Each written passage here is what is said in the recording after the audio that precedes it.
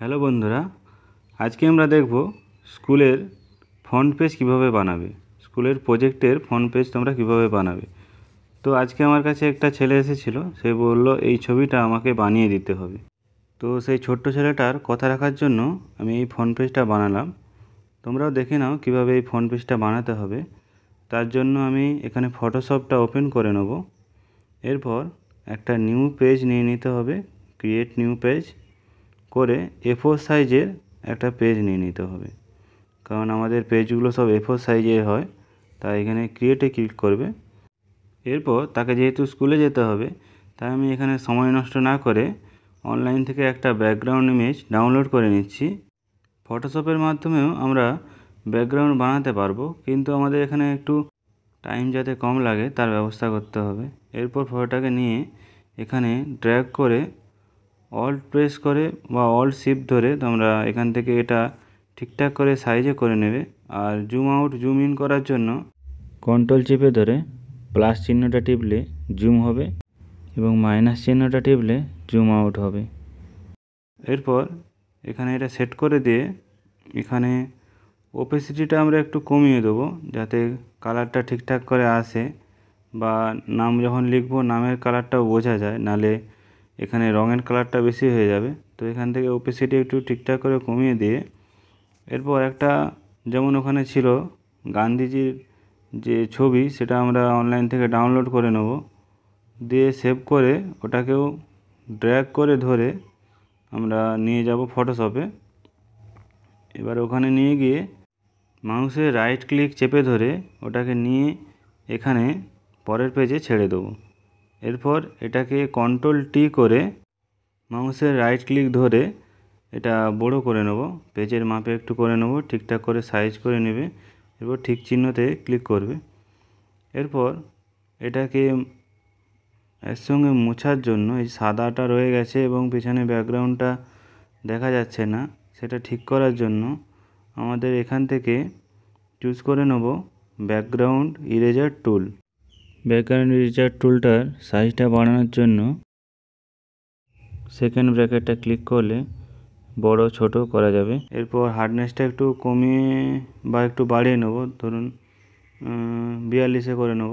এরপর এটাকে হালকা করে মুছে দেবো।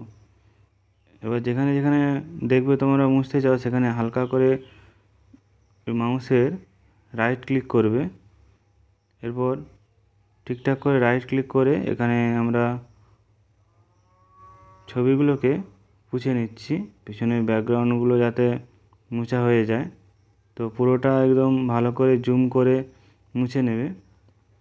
এরপর আমাদের স্কুলে যে ছবিটা আছে সেই ছবিটা নিয়ে গিয়ে ড্র্যাগ করে এখানে ছেড়ে দেবো। আবার সেম প্রসেসে মাউসে রাইট ক্লিক করে ড্র্যাগ করে নিয়ে এসে কন্ট্রোল প্লাস টি করে এটাকে ছবিটাকে বড় করে নেব।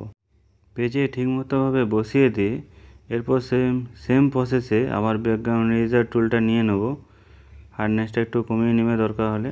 এরপর ঠিক যেখানে যেখানে সাদা অংশ আছে সেখানে ক্লিক করে দেবে এবং দেখবে যে এই গোলটার মিডিলে একটা প্লাস চিহ্ন আছে। ওই প্লাস চিহ্নটা যখন তোমরা সাদা অংশতে ক্লিক করবে সেই জায়গাটা ব্যাকগ্রাউন্ডটা মুছে যাবে এবং পিছনে যে ব্যাকগ্রাউন্ডটা আছে ওটা দেখা যাবে। তো ঠিকঠাক করে আমি এখানে মুছে নিচ্ছি, তোমরা এভাবে মুছে নেবে। দেখবে যেন প্লাস চিহ্নটা উপরে না চলে যায়, উপরে চলে গেলে সেটাও মোছা হয়ে যাবে। তো এটা অটোমেটিকলি মুছে নেবে তার এআই অনুযায়ী। এরপর দেখে নেবে সবগুলো পোছা হয়ে গেছে কিনা। এরপর আমরা ইরেজার টুলটা নিয়ে নেব, নিচে যে অংশটা আছে সেটা একটু স্টাইলিশ করে মুছে নেব। এখানে মুছে নেওয়া হয়ে গেলে এরপর আমাদের কাজ হলো যে লেখাটা টাইপিং করতে হবে এবং ভালো করে এই জায়গাটা পুছে পরিষ্কার করে দেবে যাতে পুরোটা পিছনের ব্যাকগ্রাউন্ডটা উঠে যায়। এরপর তোমাদের বলি যে এই যে ফন্টগুলো দেখেছিলে সামনে, সেই ফন্টগুলো ডাউনলোড করার জন্য আমাদের এই আবার ক্রোমে আসতে হবে। তো আমি এই ওয়েবসাইটের লিঙ্ক তোমাদের নিচে দিয়ে দেবো কমেন্ট বক্সে বা নিচে ডেসক্রিপশানে। এরপর তোমরা এখান থেকে আমি যেই প্রসেসে দেখাচ্ছি এই প্রসেসে তোমরা ডাউনলোড করে নেবে। এখানে ডাউনলোড অপশানে যে কোনো একটা ফন্টকে তোমরা চুজ করবে। এখানে যে পিনটা লেখা আছে এই পিনটা এখানে বসাবে এবং ডাউনলোড অপশানে এখানে ক্লিক করবে। তো ফন্টটা ডাউনলোড হয়ে গেল। এবার এই ফন্টে আবার ক্লিক করবে। ক্লিক করলে এখানে যে ফন্টটা দেখাচ্ছে এই ফন্টটাতে তোমরা আবার দুবার রাইট ক্লিক করবে, এরপর ইনস্টলে ক্লিক করবে। টাইম লাগবে একটু। তো এটা ইনস্টল হয়ে গেছে। এবার এই সাইডে যে টি চিহ্নটা আছে ওখানে ক্লিক করবে, যেটা হচ্ছে তোমাদের নাম লিখতে সাহায্য করবে। তো আমরা এখানে ওই টিতে ক্লিক করে এখানে আমাদের স্কুলের নামটা লিখে নেব। তো আমি এখানে আমাদের স্কুলের নামটা লিখে নিচ্ছি। তোমরা তোমাদের স্কুলের নামটা লিখে দেবে। লিখে দেওয়ার পর এর একটু মিডিলের দিকে করে নেবে। এখানে মিডিলের অপশানে ক্লিক করে দেখবে মিডিল দিকে হয়ে যাবে। এটাকে আবার মাউসে রাইট ক্লিক করে একটু মাঝের দিকে করে নেব। এরপর কোনটা আছে ফন্টটা এখান থেকে চুজ করে নেব। এরপর এখানে লেয়ার প্যানেলে তোমরা আসবে। এখানে সাইডে দুবার রাইট ক্লিক করবে। এবার আমাদের এখানে ব্লেন্ডিং মোডটা খুলে যাবে। এখানে গ্রেডিয়েন্ট কালার হিসাবে এখানে অনেকগুলো কালার আছে, সেটা এখান থেকে চুজ করে নেবে। এমনিও দিতে পারো, এখানে একটু সময় যাতে কম হয় লাগে তার জন্য এখানে গ্রেডিয়েন্ট কালারটা আমি এখান থেকে চুজ করে নিচ্ছি। এরপর এখানে আমি একটু স্ট্রোক দেবো, মানে একটু বর্ডার টাইপের দেবো সাইডে। তো সেটা দেওয়ার জন্য এখানে স্ট্রোকে ক্লিক করবে, যাতে এই যে লেখাটা আছে তার বাইরের পাশে একটু কালো বা সাদা বর্ডার লাগে। দেখতে পাচ্ছ এখানে। তো এখানে যতটা বাড়াবে ততটা এখানে তোমার স্ট্রোকের এটা বাড়বে। এটা ইনসাইড করা আছে, এটা আউটসাইড করে দেবো। করলে দেখো খুব সুন্দর একটা কালার লাগছে। তো এটাকে আমরা স্ট্রোকের কালারটা চেঞ্জ করতে পারি, যে কোনো কালারই রাখতে পারি। প্রথমে এখানে কালারে ক্লিক করবে। এখানে তোমরা যে কালারটা লাগবে স্ট্রোকের সেটা এখান থেকে সিলেক্ট করে নেবে। কালো কোনটা ভালো লাগছে একটু দেখে, আমার মনে হয় এখানে সাদাটা ভালো লাগছে। তো এখানে সাদাটা করে নেবো এখানে। এরপর ওপেসিটিটা এখান থেকে বাড়িয়ে কমিয়ে নেব। ধরো একটু কমিয়ে দিলে মনে হয় ভালো লাগে, কারণ ওপেসিটি যত বাড়াবে স্ট্রোকের যে হচ্ছে ব্রাইটনেসটা সেটা একটু বেশি থাকবে। একটু কমিয়ে দিলে একটু সাইডে দেখো একটু কমছে বাড়ছে এই স্ট্রোকটা, মানে বাইরে যে এটা আছে। এরপর ইনার শ্যাডো দেবো, যেটাকে একটু আমার হচ্ছে লেখাটাকে একটু 3D টাইপের লাগবে।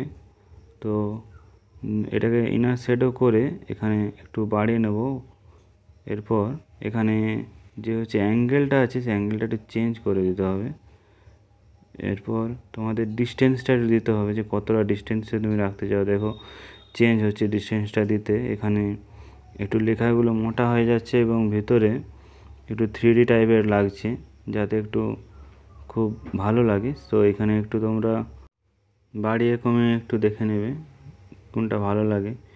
তা বলে রাখি, এখানে তোমাদের স্টাইল কিছু থাকে দেওয়া থাকে, সেগুলোও তোমরা এখান থেকে চুজ করতে পারো। ভালো, এগুলো চুজ করার দরকার নেই, নিজের মতো স্টাইল করলেই ভালো লাগে। তো এখানে আমি এগুলো নেবো না। তোমরা দেখতে পারো এখানে স্টাইল কিছু আছে। তো এটাকে আমরা ওকে করে দেবো, এটাই রাখতে চাই আমরা।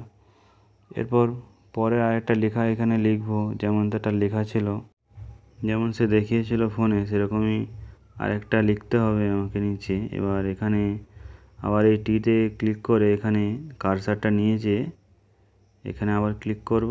এখানে যে সাবজেক্টটা হবে সেই সাবজেক্টটা এখানে লিখে দেবো।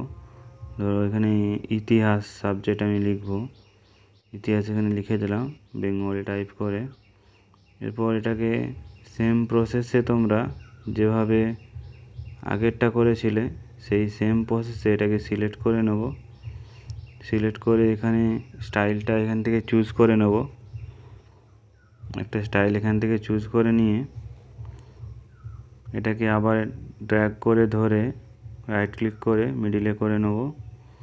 এরপর আবার সেই সেম প্রসেসে এটাকে সিলেক্ট করে এই লেয়ারে এসে এই ইতিহাস যে লেখাটা আছে এটার উপর দুবার রাইট ক্লিক করব, যেখানে তোমাদের আবার সেই সেম প্রসেসে কালারিং একটা করে নেব যেভাবে করেছিলাম। এরপর সেম প্রসেসে স্ট্রোকটাও দিয়ে দেবো। তো একই প্রসেস, তাই বারবার দেখালাম না। এটা একটু ড্র্যাগ করে ধরে টেনে বড় করে দিলাম। এরপর একটু সাইজে ঠিকঠাক করে নেব, ঠিক চিহ্নতে ক্লিক করে দেবো। এরপর আবার একটা নিয়ে নেব, টিতে ক্লিক করব, আর একটা লেখার জন্য এখানে লিখে দেব প্রকল্প রূপায়ণ খাতা। এরপর এটা আমরা কালারটা একটু চেঞ্জ করে নেব, সিলেক্ট করে নিয়ে কালারটা চেঞ্জ করে দেব। একই রকম প্রসেসে এটা করতে হবে, তাই এটা বারবার দেখালাম না। এরপর আবার একটা নাম লিখে নেব, যে ছেলেটার নাম এখানে আমি লিখে দেবো।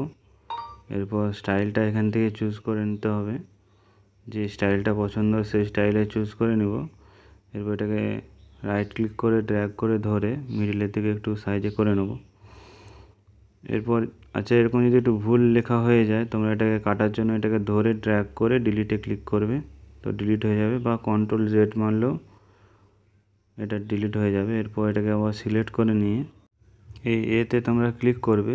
এই লেখাটা একটু বেশি গায়ে গায়ে হয়ে গেছে, তো এটাকে জায়গাটা ফাঁকা করার জন্য এখানে ড্র্যাগ করে ধরে হালকা সাইডের দিকে সরালে, রাইট ক্লিক করে ধরে, দেখবে একটু জায়গাটা ফাঁকা হয়ে গেছে। আবার সেই সেম প্রসেসে লেয়ার স্টাইলটা খুলে নিয়ে এখানে যে একটা কালার সিলেক্ট করে নেব, গ্রেডিয়েন্ট কালার একটা সিলেক্ট করে নেব এখান থেকে, যেটা ভালো কালার লাগবে সেটা করে নিয়ে এখানে এরপর ইনার শ্যাডো না দিয়ে আমরা এখানে ড্রপ শ্যাডো করব, যাতে ড্রপ শ্যাডো মানে এর পেছনে একটা শ্যাডো হয়ে যাবে, যেটা আমি জুম করে তোমাদের দেখিয়ে দিচ্ছি।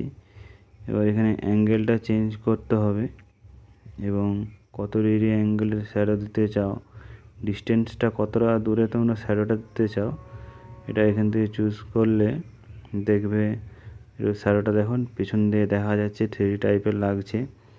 যে নামটার নিচে শ্যাডো লাগবে, এটা একটু তোমরা আগে পিছনে করে দেখে নেবে। আর তারপর দেখো কত সুন্দর নামটা লাগছে। এরপর সেম প্রসেসে পরে ক্লাসটা লিখে নেবো আমরা এখানে। এরপর এখানে একটা কালার চুজ করে নেবো, দুটো আলাদা আলাদা কালার দিয়ে। এরপর সব সেম প্রসেসে করা, তাই আর দেখালাম না। এরপর আবার একটা যে বইয়ের যে ছবিটা ছিল সেটা অনলাইন থেকে আবার আমরা ডাউনলোড করে নেব। ডাউনলোড করে কপি করে ইমেজটা আবার এখানে বসিয়ে দেবো কন্ট্রোল ভি করে। এরপর ঠিক জায়গাতে একটু বসিয়ে নিতে হবে, দেখে যে কতটা বেশি হয়ে গেছে কিনা একটু দেখে নেবে, বড় হয়ে গেছে না বেশি। তো ঠিকঠাক জায়গায় বসিয়ে দিয়ে এখানে কন্ট্রোল টি করে একটু ছোট করে নেব, একটু বড় হয়ে গেছে তাই। এরপর আবার সেই সেম প্রসেসে ইরেজার টুলটা আমরা নেব, এবং সাইজটা একটু বেশি হয়ে গেছে, এটাকে ছোট করে নিতে হবে। সেকেন্ড ব্র্যাকেট আছে, টেবিলে ছোট হয়ে যাবে, বা এখান থেকেও তোমরা সাইজটা ছোট করতে পারবে। তো ছোট করে এখান থেকেও দেখো হার্ডনেসটাও একটু বেশি করে নেবো এখানে। এরপর এখান থেকে ঠিক সাইজে করে নিয়ে দেখো কত সুন্দর যে ছবিটার মতো সেটা হয়ে গেছে, প্রায় চলে এসছে। এরপর আমাদের এটা কমপ্লিট হয়ে গেছে প্রায়। দেখো কত সুন্দর ছবিটা লাগছে, এবং ছেলেটা যেমন বলেছিল প্রায় তেমন আমি করে দিয়েছি, এবং ছেলেটা এটাতে খুব খুশি হয়েছে। তোমরাও দেখলে কিভাবে একটা ফ্রন্ট পেজ বানাতে হয় খুব সুন্দর স্টাইলে। তো আরও এরকম ইনফরমেটিভ ভিডিও পাওয়ার জন্য আমার চ্যানেলটা সাবস্ক্রাইব করে দিও, এবং বন্ধুদের মধ্যে শেয়ার করে দিও এরকম আরও ইনফরমেটিভ ভিডিও পাওয়ার জন্য। কারণ খুব কষ্ট করে ভিডিওগুলো এডিট করতে হয়, তো চাইবো কিছু যে তোমরা শেয়ার করো তোমাদের বন্ধুদের মধ্যে, আরও সাপোর্ট করো আমাকে, যাতে আরও ভিডিও বানাতে পারি। Thank you.